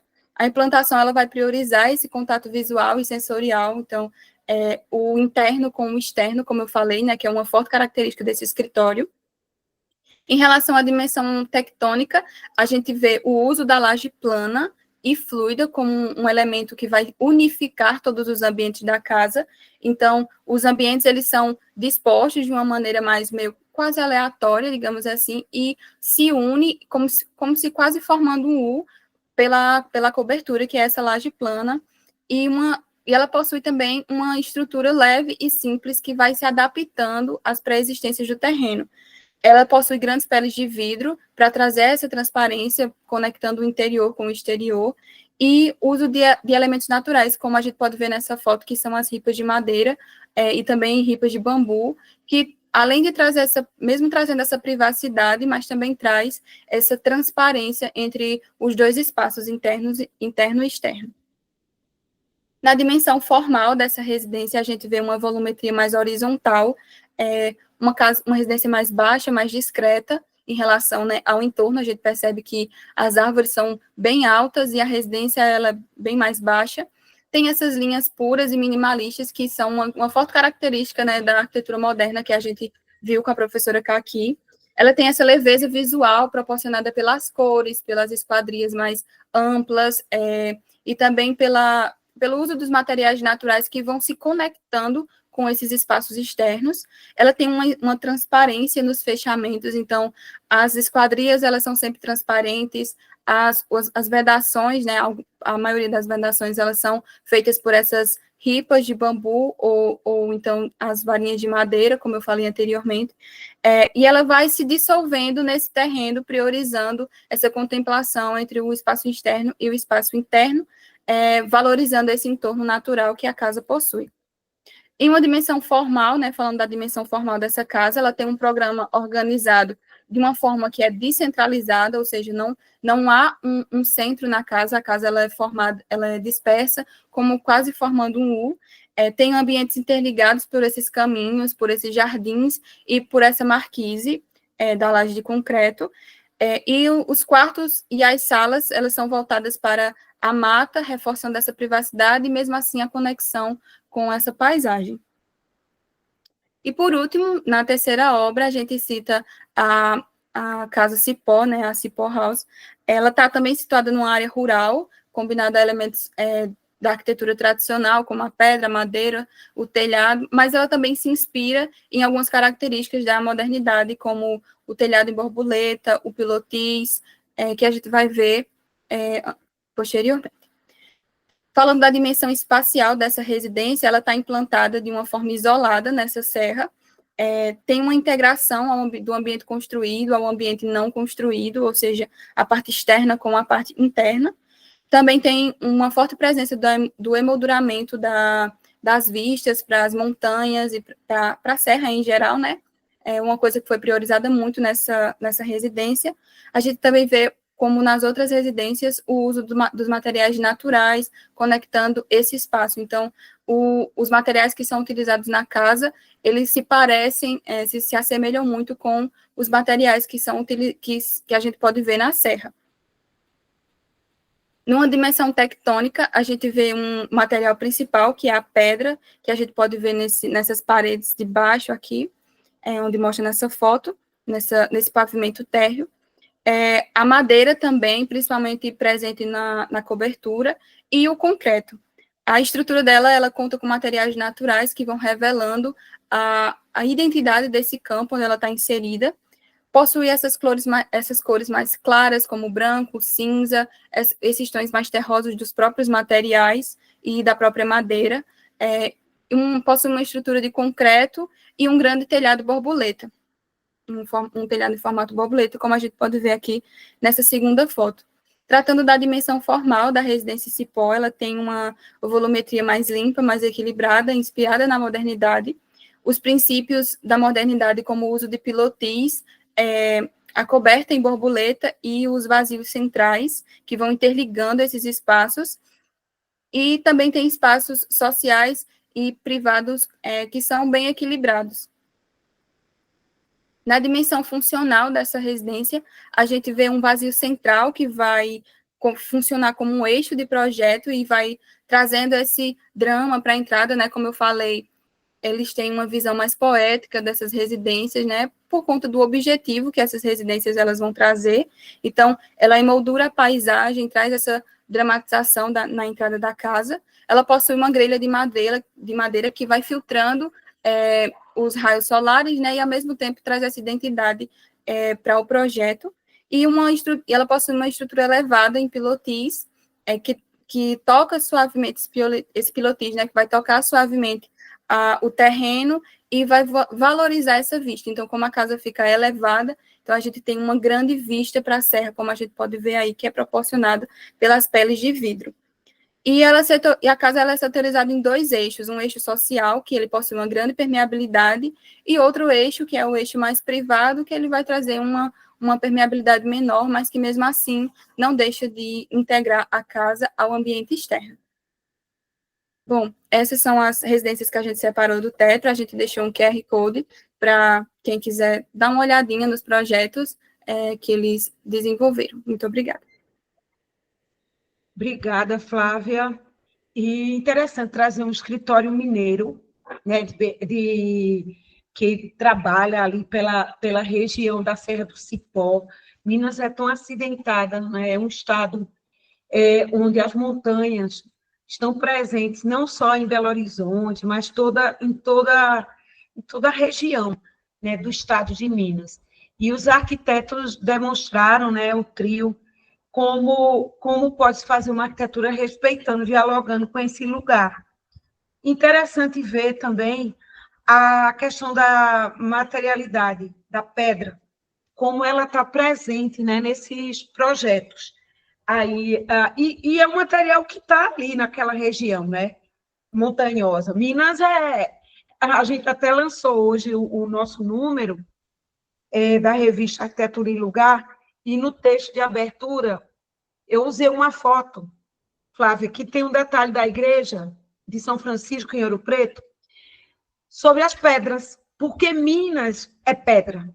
Então, assim, a arquitetura mineira, ela faz um diálogo constante com a pedra, né? Então, desde o barroco, né, até os demais estilos, até a contemporaneidade, a pedra está lá, né? É presente. E esses desafios também de respeitar a natureza, respeitar uma vegetação, respeitar esse lugar. Me lembrei de outra obra também que eu conheci agora há pouco, na semana passada, que foi o Memorial de Brumadinho, de um arquiteto mineiro chamado Gustavo Pena, que a gente já estudou em outras ocasiões aqui, e que ele faz uma homenagem nesse memorial ao pessoal que morreu, né? Mais de 200 pessoas jovens, trabalhadores da Companhia Vale, quando a barragem do Fundão, né, rompeu e matou essas pessoas meio-dia, na hora do almoço, uma tristeza. E ele fez um projeto nesse lugar, que é do município de Brumadinho, perto de Inhotim, certo? Onde ele usa dessa materialidade, né, desse lugar, faz um bosque de ipês e faz uma fenda no terreno que cai numa cascata com pedras, usando concreto, adicionando a lama daquele lugar. Então, eu acho assim que os mineiros têm uma sensibilidade à flor da pele, sabe? E como intervir, como fazer as coisas. Muito legal ter aqui a Teto Arquitetura com a gente. Obrigada, Flávia. Bom, agora, para finalizar o nosso seminário, a parte 2, a gente vai ter a apresentação do escritório Azul Pitanga. A Clarícia, a Graziele e o Vinícius fizeram esse trabalho, e eu quero saber dos três aqui, quem que vai apresentar aqui para a gente hoje? Boa tarde, professora. Eu vou apresentar. Oi, Graziele. Então, gente, sabia, Graziele, eu tive o prazer também de conhecer o casal, que estava também presente lá no Arquicom, no Ceará, em Fortaleza, no congresso que eu tive do dia 1º ao dia 4. Foi o primeiro Seminário Nacional de Arquitetura Contemporânea, e um casal super novo, mostrando a sua produção. E hoje eles são professores lá também, em Juazeiro, tá? Então, eu passo a palavra para a Graziele apresentar aí sobre o Azul Pitanga. Boa tarde, gente. Está todo mundo conseguindo assistir a apresentação? Tá, tudo direitinho aqui. Certo. Então, eu vou começar. Boa tarde, pessoal. Meu grupo, como a professora já adiantou, é composto por Clarícia, por Vinícius e por mim, Graziele. E eu vou apresentar para vocês um pouquinho sobre o Escritório de Arquitetura Contemporânea Brasileira, o Azul Pitanga. Bom, o Azul Pitanga ele foi fundado em 2018, sediado em Juazeiro do Norte, pela Carolina Mapurunga e o André Moraes. Ambos são naturais de Recife e formados pela UFPE, mas eles acabaram, né, se inserindo pelo Cariri. O escritório ele vai buscar fazer uma interdisciplinaridade e integrar várias coisas relacionadas a questões mais regionalistas daqui do Nordeste.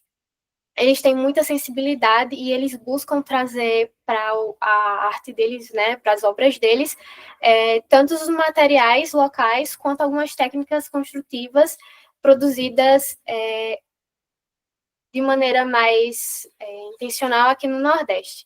Algumas técnicas mais tradicionais.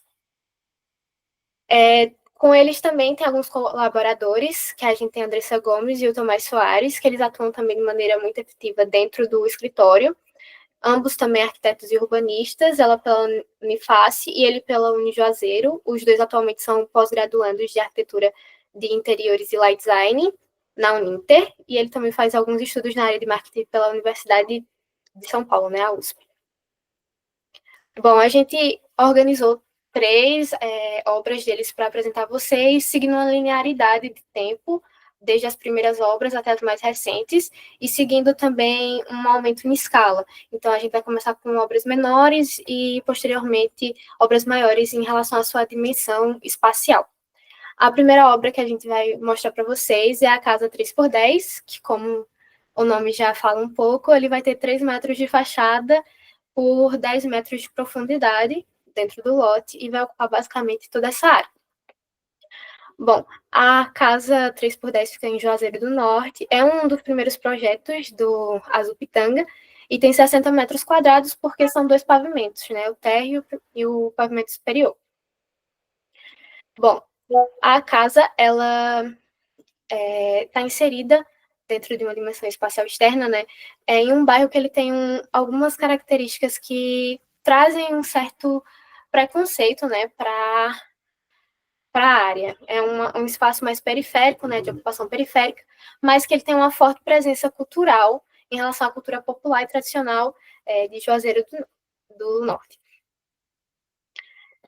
Bom, a casa, ela tem, diferente de algumas outras obras mais notórias deles, um sistema estrutural mais comum, né, com paredes, vigas e pilares, com paredes de tijolos de solo-cimento, que vão trazer, inclusive, texturas para a parte interna da casa, trazendo um maior dinamismo em relação às peles.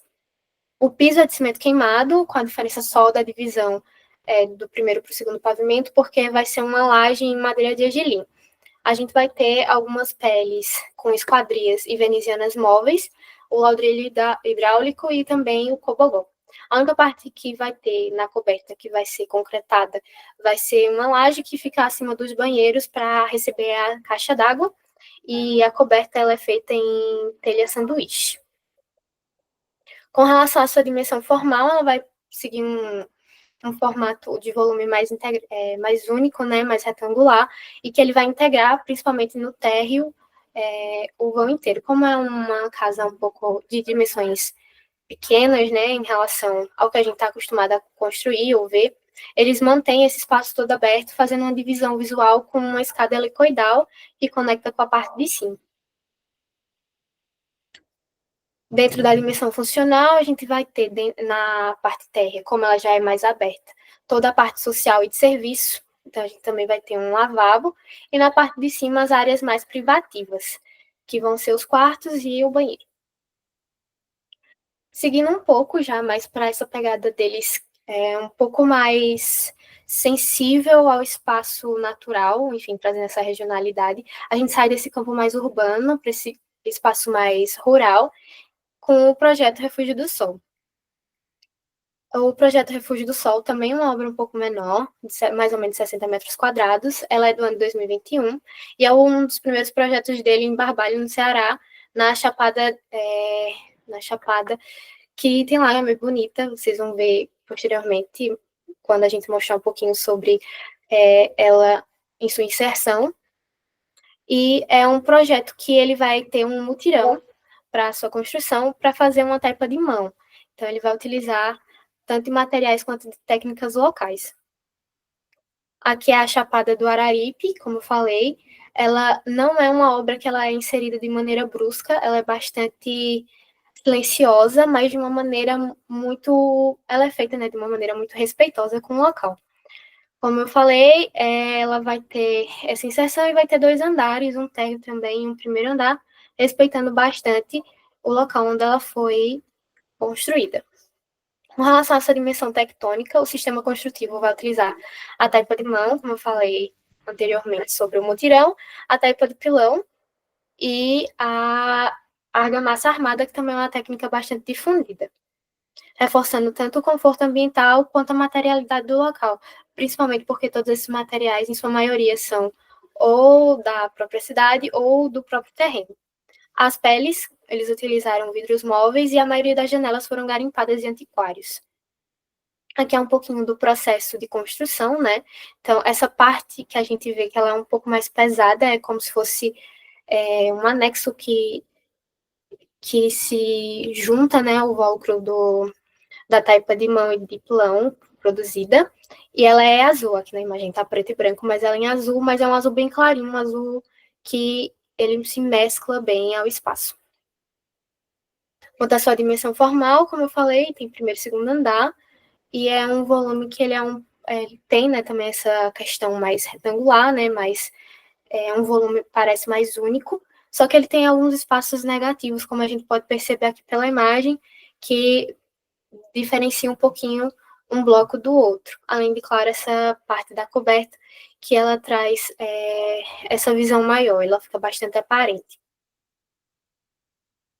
Quanto à sua dimensão funcional, eles vão seguindo novamente aquela esquematização de seguir embaixo com as áreas mais sociais e de serviços, e na parte de cima, a parte mais privativa, a parte em que ficam os quartos e alguns banheiros. Aqui algumas imagens de dentro da obra. Como a gente pode perceber, eles usam muito desse regionalismo, essa sensibilidade afetiva, trazendo bastante dessa brasilidade, principalmente voltada para a região Nordeste. A gente vê a presença de cobogós também, dividindo áreas, para deixar como também vai ser uma obra menor, né, para deixar essa obra mais visual, para não perder tanto da amplitude num espaço tão pequeno. A gente vê muito também o uso da madeira. Por fim, apresentar para vocês a Casa Viver, né, que é meio que um trocadilho com a Casa Viver, e que é um dos maiores projetos deles e um dos projetos mais notórios, que eles também vão produzir na Chapada de Araripe. É uma obra de 2022 e ela vai ter uma área de mais de 2.000 metros quadrados, também em Barbalha, no Ceará. Como a gente pode ver, ela tem uma extensão bem maior com relação às outras casas que a gente apresentou. Com relação à sua dimensão espacial externa, ela também fica em Barbalhas, né, na mesma chapada que a gente mostrou anteriormente, e o projeto ele busca respeitar bastante o local. Como as meninas Flávia apresentou anteriormente, eles também respeitam até a arborização, né, local. Então, eles não retiram as árvores, mas utilizam delas como um princípio projetual. Então, eles respeitam, né, o fluxo de águas, o projeto nascendo, respeitando ele, e também respeitando a topografia natural do terreno, criando blocos, como a gente pode ver pela imagem, que se conectam pelas circulações externas. Quanto à sua dimensão tectônica, possui um sistema estruturado de paredes, vigas e pilares, com paredes de taipa de pilão e principalmente voltadas para a vedação dos quartos. Além da utilização de pedras locais, né, que é a pedra de barbalha, para a produção tanto dessa circulação interna quanto para a formação da escada, que vai conectar o pavimento com o outro. A coberta vai ser em telha convencional, com uma laje retangular e vigas de madeira para auxiliar no suporte. Aqui a gente pode ver um pouquinho melhor também como ela se espacializa nessa imagem em blocos diferentes, entrando já na dimensão formal. Ela é composta por 4 volumes, e esses volumes estão conectados com esses caminhos externos, buscando fazer um fluxo natural com relação ao terreno, e possui integração de uma maneira mais suave. Nenhuma dessas produções, como a gente pode ver, elas são invasivas ou, de alguma forma, bruscas com relação ao terreno. Com relação à dimensão funcional, aqui a gente vai ter essa maior horizontalidade, então eles vão sair novamente daquele princípio de uma entrada para uma área mais social e depois uma área privativa. Então, a gente vai ter a garagem, né, na parte mais na parte mais superior, e vai entrar para essa área mais aberta, que é social, e tem uma parte mais de serviço, entrando depois para uma suíte para hóspedes e a suíte do casal. Então, como a gente pode ver, a gente tem em todos esses projetos uma busca pela flexibilidade do uso e pela uma visão mais ampla desses ambientes, mesmo tendo uma construção de pequeno ou grande porte, eles buscam que seja confortável para o morador, para o usuário, habitar naquele local. Então, novamente, eles promovem essa ideia de uma arquitetura mais afetiva, mais sustentável e que tem uma conexão real com o local. E é isso, pessoal. Obrigada pela atenção de vocês. Aqui tá as referências da gente. Espero que vocês tenham gostado. Obrigada, Graziele. Obrigada, equipe. O Azul Pitanga é um escritório de gente nova, né? Vocês viram que são jovens arquitetos, não tem nem 10 anos de graduados. E é muito legal a gente ver pessoas desprendidas, que são pernambucanos de Recife, foram trabalhar em Juazeiro, lá abriram escritórios, estão sendo professores e estão procurando seus espaços. Eu acho isso muito legal, né? E é um exemplo para essa nova geração. Enfrentar os desafios, ir atrás dos seus sonhos, né? E procurar levar para a prática o que aprendeu na escola. Eles vêm da Federal de Pernambuco, onde eu também estudei, a chamada Escola do Recife, né?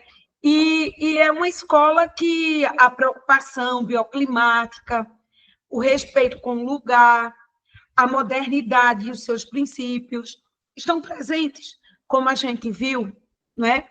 Então, assim, é inspirador. E eu acho que todos que estão aqui participando, nossos alunos, outros que vão assistir futuramente essa aula, vejam e não tenham medo de tentar, de ir atrás. Se for em Campinas, se for em outra cidade, aonde for, sabe, levar essa coisa dentro de você.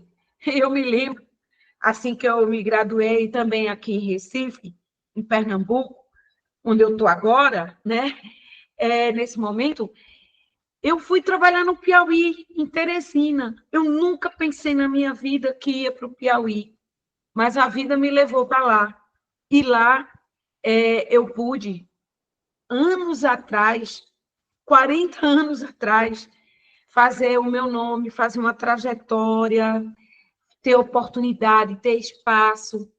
Então, assim, gente, o Azul Pitanga, Liz Arquitetura, que são escritórios regionais, são escritórios, né, que estão aí batalhando espaço no Brasil, tá?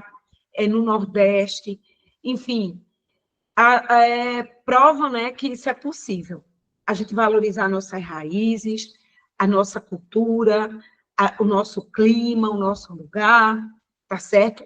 E, claro, dialogando com o que está acontecendo no mundo, em outros também, e em outros territórios nacionais, seja do Sudeste, seja de São Paulo, de Minas, do Rio, certo?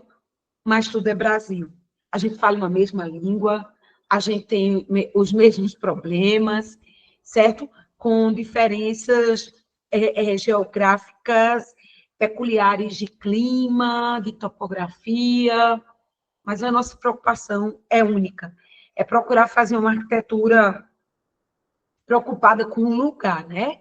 E que não fuja da nossa realidade. Ninguém vai querer aqui ficar, com todo o respeito ao deconstrutivismo, ao high-tech, mas a gente não tem condições de fazer isso, a gente tem que ser mais pé no chão, procurar mais essa realidade mesmo, né? E apresentar soluções para isso. Gente, então eu agradeço a todos os alunos, alunas que colaboraram com o seminário. Peço que assinem a lista e, após a edição dessa última parte, o Dan Kinderé, nosso monitor, está editando e vai subir no YouTube para a gente poder disponibilizar para outras pessoas conhecerem um pouco dessa produção brasileira contemporânea. Muito obrigada a todos, a todas, e uma boa tarde.